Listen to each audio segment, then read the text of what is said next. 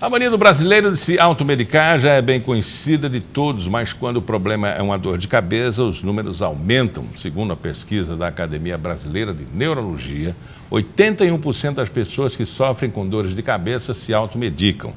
Para falar sobre os riscos de tomar remédio por conta própria, eu converso agora com o neurologista Fernando Gameleira. Bom, a incidência, e a gente vê muito isso em filme, policial que está numa investigação, ele vai lá no banheiro e toma uma pílula, daqui a pouco ele vai lá, toma outra. Quer dizer, saiu do cigarro, da bebida para o remédio.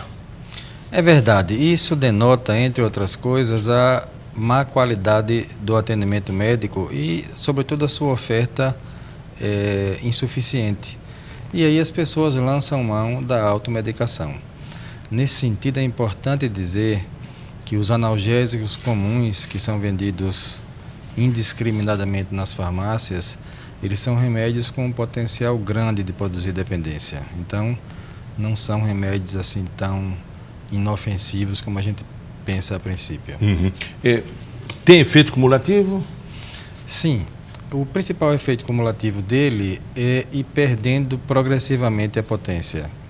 É muito comum pessoas que tomavam um comprimido para dor de cabeça passar a tomar 2 ou 3, ou tomar mais vezes por dia e progressivamente tendo necessidade de tomar cada vez mais o remédio.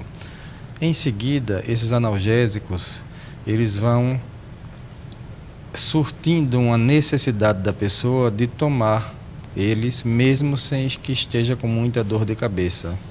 A pessoa vai começando a ficar dependente do analgésico. E é preciso que esteja atento, porque ele pode criar essa dependência e criar dor na cabeça para tomar o remédio?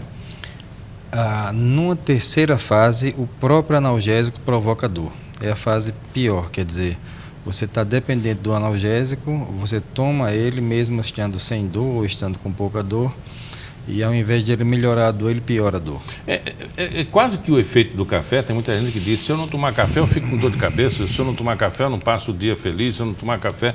É tipo essa situação? Mais ou menos, porque a cafeína é dito que é a droga que produz mais dependência no mundo inteiro, mas é uma dependência muito mais simples de tratar. Em relação à cafeína e dor de cabeça, habitualmente a pessoa que toma muito café pode ter mais dor de cabeça. Mas a cafeína facilita a absorção dos analgésicos, por isso que alguns analgésicos já têm a cafeína na própria composição.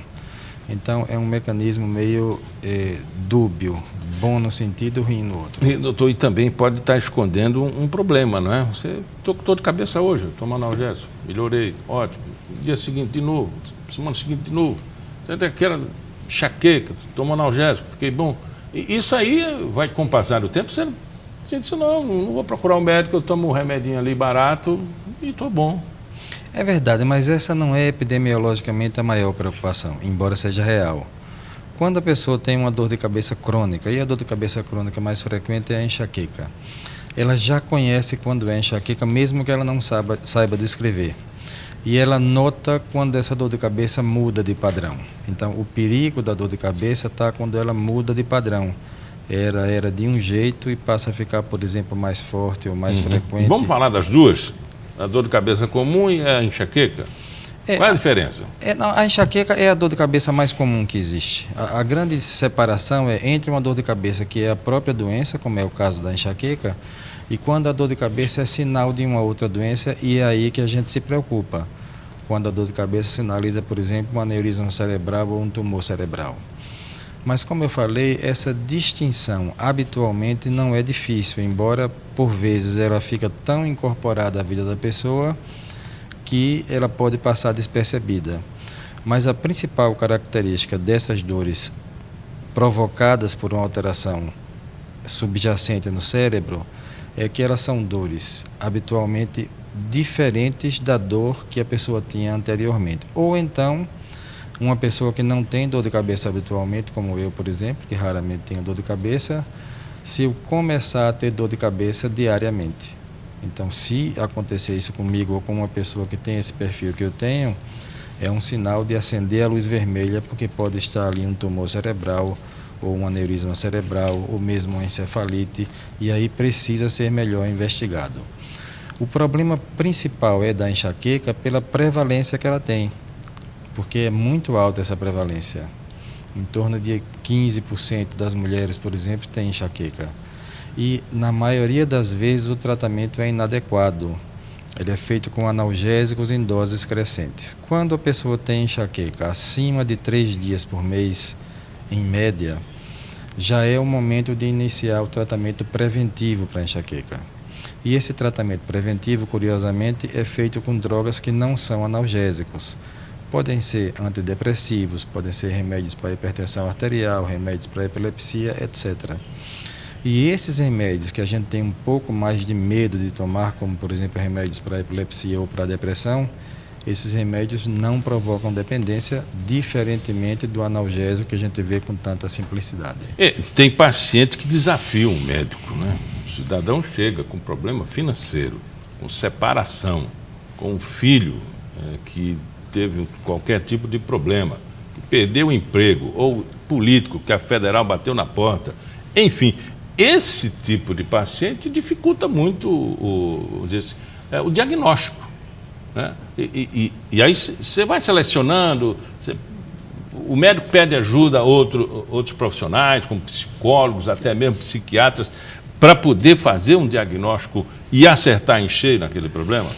O problema maior não é o diagnóstico em si, porque na maioria das vezes ele é simples. Mesmo em situações como essas, a gente está mais acostumado e a gente, em geral, identifica até pelo jeito de falar, pelo jeito de respirar, sobretudo pela história contada. O problema maior está em que, nas vezes em que a gente tem dúvidas quanto à etiologia do problema, a gente tem, pelo menos no Sistema Único de Saúde, dificuldade em conseguir os exames complementares adequados e, sobretudo, de conseguir em tempo hábil. Isso está cada vez mais difícil. Até os planos de saúde exigem diversas situações. Procuram dificultar ao máximo. Né? E o próprio paciente, ele tende a esconder isso. Ele, quando procura um médico por causa disso, é porque a situação está saindo do controle. Mas mesmo nessas situações em que a pessoa tem uma causa evidente, como, por exemplo, um grande problema pessoal, mesmo nessas situações, existem medicamentos que podem ajudar a pessoa. E existem medidas também não medicamentosas. Ansiolíticos, essas coisas, não? Ansiolíticos também, mas medidas não medicamentosas como massagem, como yoga, prática de yoga, como acupuntura, como em alguns casos a própria psicoterapia, elas podem ajudar significativamente. Mas eu volto a dizer, o mais importante é que a gente tenha o diagnóstico adequado. E a gente só tem o diagnóstico adequado tendo acesso às consultas médicas de forma mais democrática, digamos assim. Porque a avaliação médica em si, na maioria das vezes, ela não é complicada, é uma coisa até relativamente simples.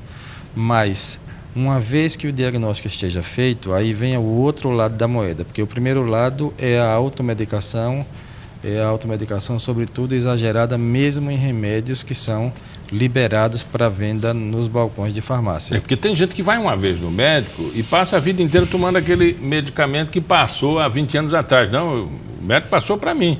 Mas o outro lado da moeda é a pessoa que a gente identifica. Não, essa pessoa tem uma enxaqueca que tem uma frequência muito elevada e ela precisa usar uma medicação preventiva.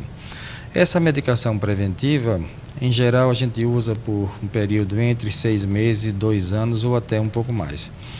E uma vez o médico fazendo esse diagnóstico, o acesso a comprar essas medicações devia ser mais simplificado, porque a gente tem a simplificação para o uso dos analgésicos comuns que têm um poder de provocar dependência real. Mas liberada a compra. Né? Isso, e a gente tem do outro lado da moeda toda a dificuldade para comprar os remédios profiláticos, como se esses remédios fossem o maior problema. Mas eles são tarja preta? Não? Normalmente não. Mas mesmo não sendo tarja preta, a maioria deles exige que fique uma cópia da receita na farmácia. E esse aqui é a coisa irracional, porque o correto seria, se eu sou médico, se eu diagnostico que uma pessoa tem uma enxaqueca de frequência elevada e ela precisa tomar, por exemplo, um antidepressivo, e se eu digo que essa pessoa vai voltar para mim daqui a 6 meses, era para essa receita valer por 6 meses. 6 meses. E não a pessoa ficar mensalmente atrapalhando a consulta dos outros e voltando à consulta, exclusivamente para pegar uma receita. Então, a gente tem, por um lado, a automedicação, que é um exagero, e a gente tem a dificuldade em receber o remédio correto, que é também outro exagero, e é um exagero para o qual a população não tem a quem recorrer. Eu agora estava no hospital universitário e tive já alguns pacientes, como eu tenho todos os dias, que me dizem: doutor, o senhor quer que eu volte daqui a 6 meses, mas a receita não dá para 6 meses.